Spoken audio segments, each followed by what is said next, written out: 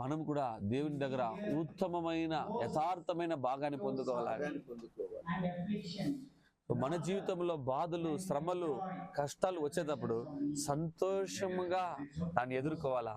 ప్రపంచంలో ఉన్న ఆ ఐశ్వర్యవాని కంటే, ధనము కంటే దేవుని ప్రజల మధ్యలో ఉన్న శ్రమలు మేలు.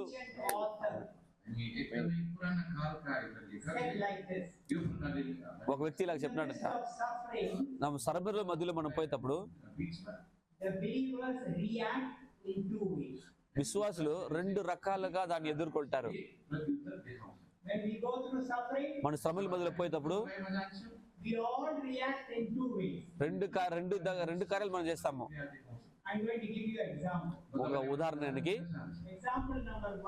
మొదటి ఉదాహరణము ఆలు. బంగాళదుంప ఆంధ్ర భాష. ఆలుకి ఏం చెప్తారు? బంగాళదుంప. ఆలు తీసుకొని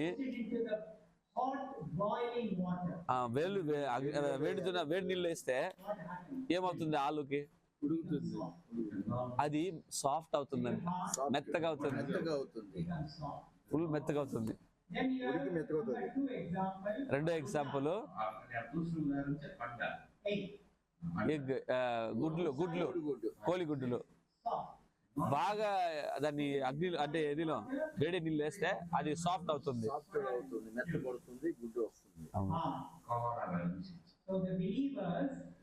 విశ్వాసులు కూడా శ్రమల మధ్యలో పోయేటప్పుడు ఒకటి మీరు మెత్తగా అవుతారు,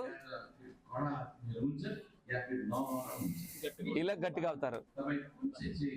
శ్రమల నుండి వెళ్ళే విశ్వాసులు